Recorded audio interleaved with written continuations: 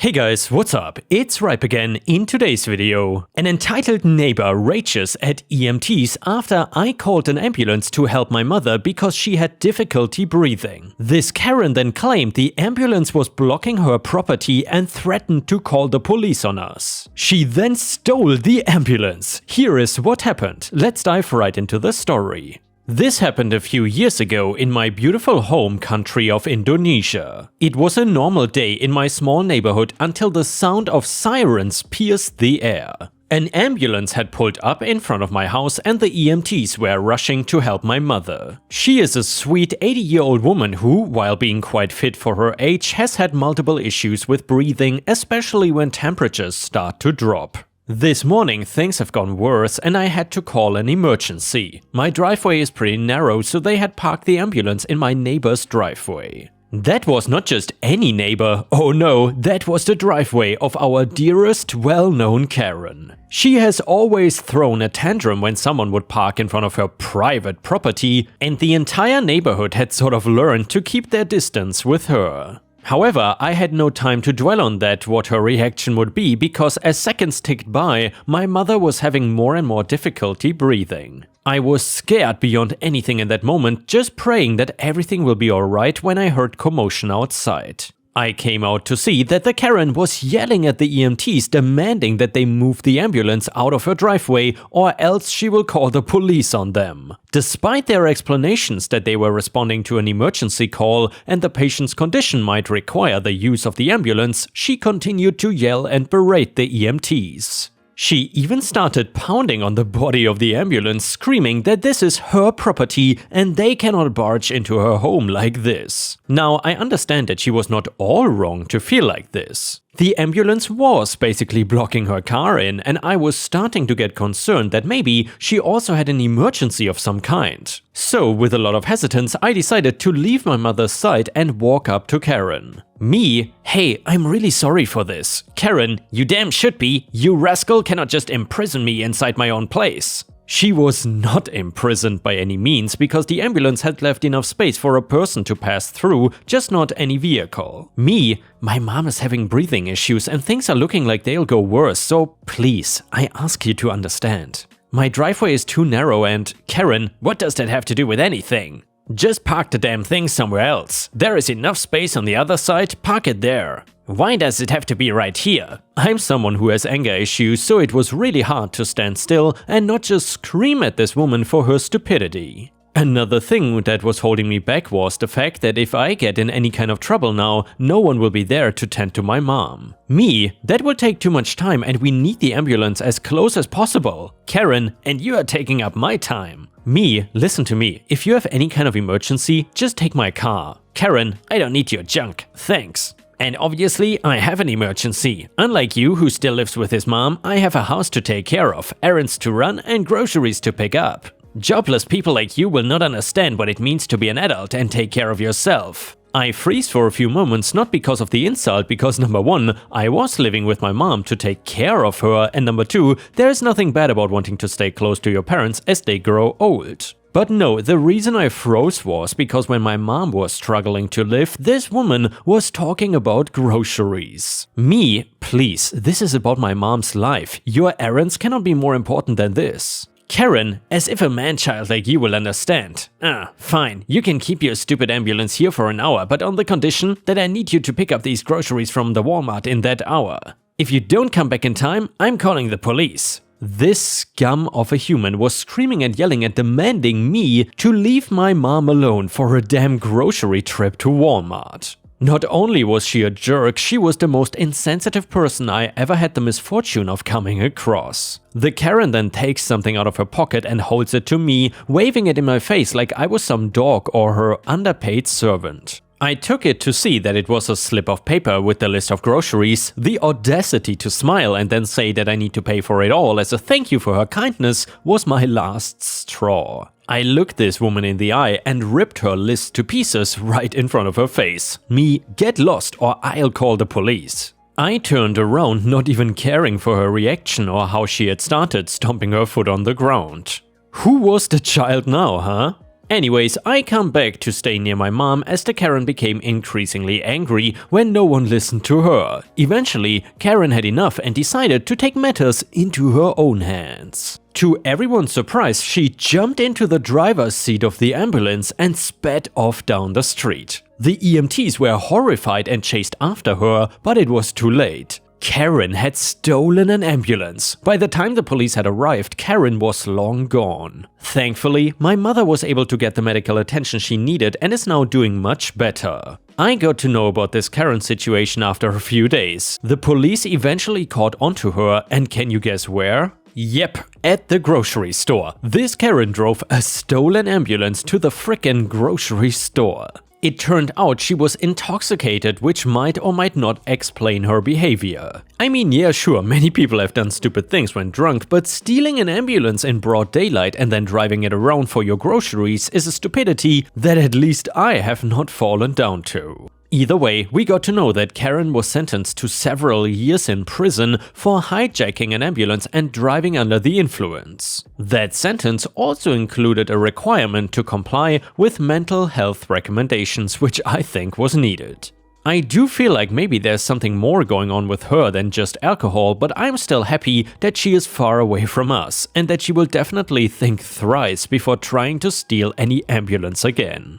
Edit: I forgot to mention, as many of you know, alcohol is not commonly sold in Indonesia as it is an Islamic country, however there are plenty of folks that sell it on the black market. I personally never had alcohol myself as it is against my beliefs, but you can definitely find all sorts of moonshine here if you really want to. Additionally, there are no Walmarts in Indonesia, the equivalent here is a store called Super Indo. Since Reddit is mostly American, I thought it would be fun to use Walmart instead for this story. The next one is titled Neighbor Assaults EMT. So this just happened last night and I still cannot believe someone would do this. I am 30 years old male and a paramedic. So I've been in EMS for the past 8 years and I absolutely love my job. Last night we were dispatched to a 75-year-old female who fell at home. The patient stated that she tripped over her carpet and hit her head when she fell. We arrived on the scene and noticed that the home was a duplex with our patient's door on the right and her neighbor's door on the left. We made our way into the home and found her lying on the floor. The woman was awake and breathing. We started asking her the standard questions: are you okay? Does anything hurt?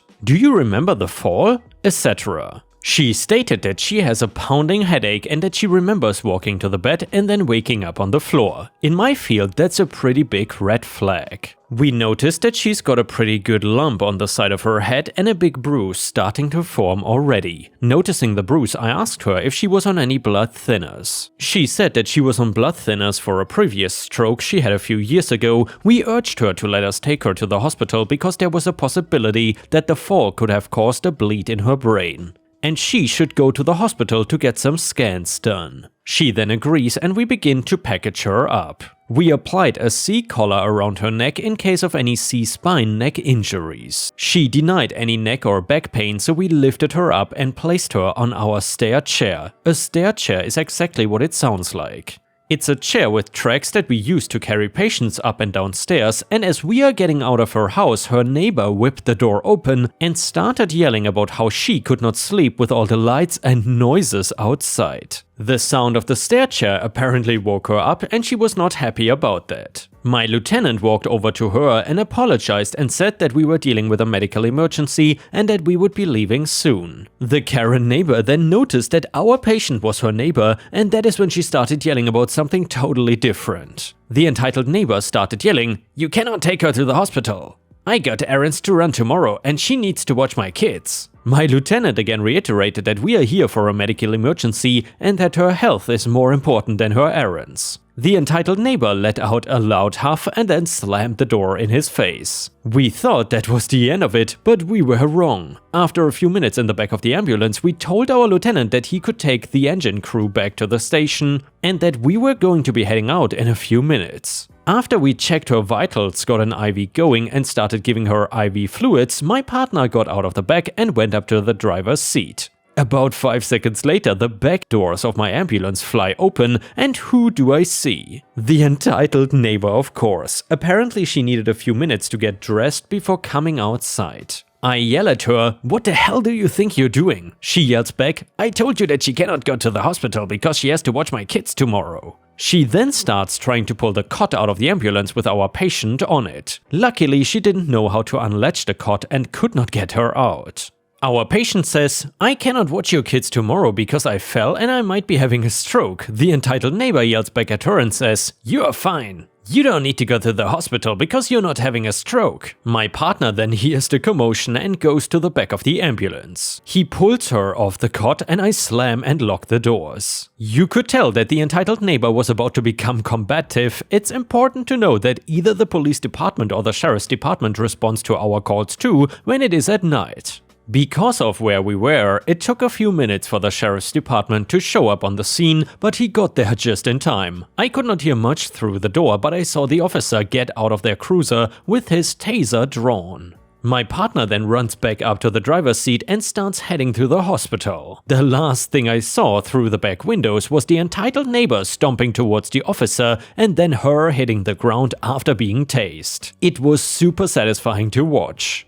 I was talking with my patient and asked what that was all about, and she said that the entitled neighbor will just drop her 3 young kids off at her house and leave for several hours at a time with no notice. My patient had no idea that she was supposed to watch the kids at all because, again, the entitled neighbor never even gives her a heads up about these kinds of things. Like I said in the beginning, this happened last night, so I don't have any updates, but I will post an update when I learn more. Small update, my contact at the hospital said that the patient does not have a bleed. She does, however, have a really nasty looking bruise on her face from the blood thinners. It is incredibly common, and she will most likely be going home soon. There is no update on the neighbor. I'll probably not hear anything back until my next shift day. And another update, unfortunately it's not as exciting as some of you would hope for. So I got in touch with the officer on that call and he said that the woman was not formally charged with anything, the patient is back home now and resting comfortably. Like I said before, the hospital found no signs of a bleed and she was discharged the next day. She was advised to file for an order of protection from the neighbor, but I don't believe I will ever be privy to that information unless something happens again. I read a majority of the comments and most people are saying to contact elderly abuse and DCFS. The only problem with filing those reports is having concrete proof. We never actually saw any children, so we cannot really say that they are abused or neglected at all. We can say that we have a suspicion, but for all we know, they could be living their best lives at home with the entitled parent. If the entitled parent had left and abandoned her kids, then that's another story. Calling DCFS without any signs of child abuse and just working off hearsay can just cause more problems if the accusations are unfounded. The same can pretty much be applied about the elderly abuse. We have no actual proof of elderly abuse occurring. The entitled neighbor was not involved in the actual fall and there was no suspicion for any kind of financial, physical, emotional or social abuse. The way our patient talked about the kids getting dumped on her was in more of an inconsiderate way and not in an abusive way. Long story short, the entitled neighbor was just kind of an a-hole. I am, however, hoping that the patient presses charges for assault, but I don't know if she will. And the next one is titled, "Was I the jerk to my wife?"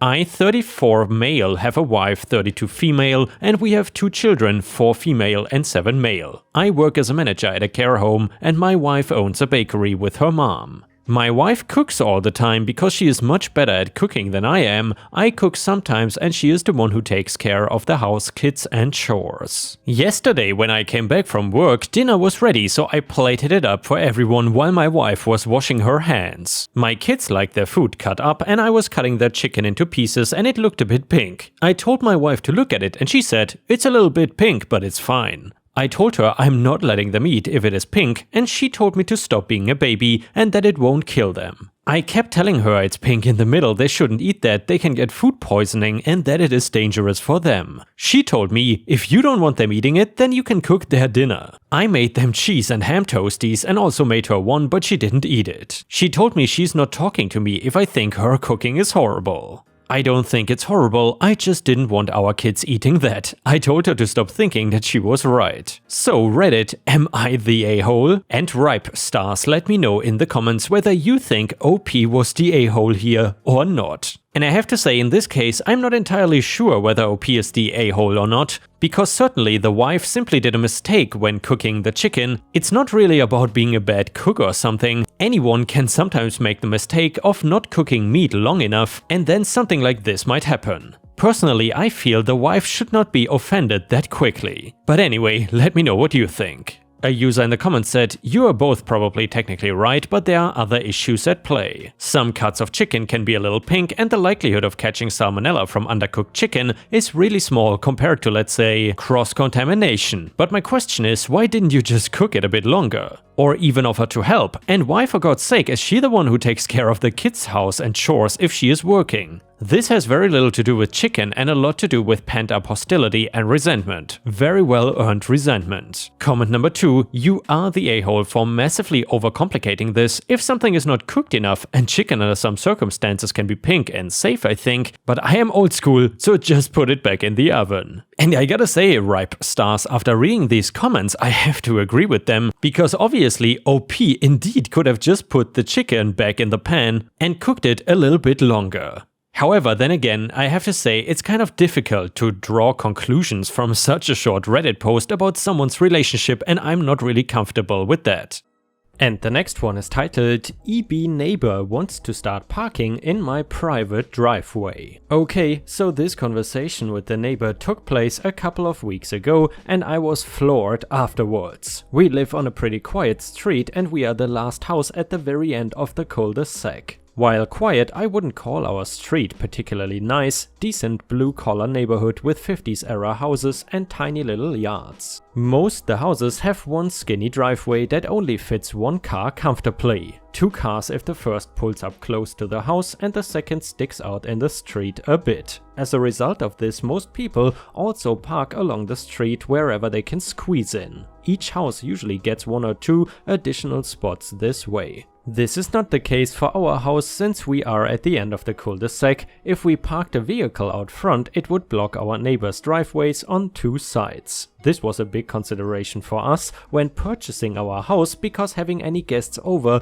would create a parking challenge. One of the reasons there's no other street parking anywhere near us is because one of the neighbors on the other side of the cul-de-sac uses all the free spaces. Enter into the story our entitled family EF. Basically, they have lived there since the dawn of time. I don't want to give too many identifying details, but it is a case of multiple generations living in one tiny house, cause no one can afford to move out. At some point years ago, the garage was converted to living space and the driveway was absorbed into the yard.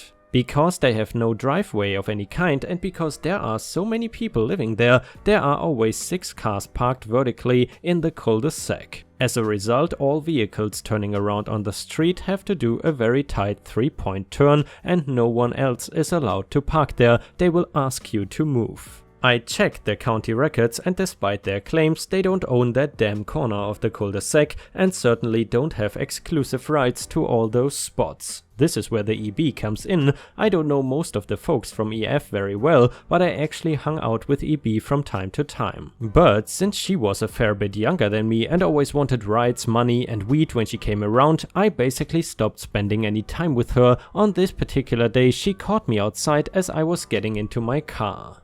She quickly begins to tell me that she had gotten a job the month before and was thinking about buying herself a car. Only trouble is there's nowhere left to park at her house. So she wants to know if she could park in our driveway every day instead. Like at the time we have 2 cars and 2 spots. Technically you can park 3, maybe 4 cars in our driveway, but that is only because we paid to widen our driveway a bit when we first moved in, so we could actually have a guest or 2 sometimes. We had to do this because EF was taking all the street parking and now EB wanted to take my private driveway too. I am usually a huge pushover, but I was pretty floored she was asking this. I fumbled for the right words and I hate saying no to people, but I got up the courage and straight up told her no, it was not going to happen. I said we had issues with parking as it was, and she should have to figure out something else. She seemed really surprised by this answer, and I could tell she was annoyed with me for saying no. She mentioned she was going to ask another neighbor of ours next, and then if she could park in their driveway instead. She did end up getting her new car, but unsurprisingly, I never saw her parked in other neighbor's driveway either. Instead, she must have talked a family member into getting rid of one of their old cars. I would not know because she unfriended me on Facebook directly after our conversation. I had a good laugh at that. At least I won't get any more DMs asking for money and weed. And guys, with this we have reached the end of the video. Thank you so much for watching. However, if you cannot get enough of my content, then please feel free to check out my Patreon over at patreon.com/ripeyoutube, or join my YouTube membership program by clicking the join button to get access to even more exclusive videos. Thank you so much for your support, and I will see you again tomorrow.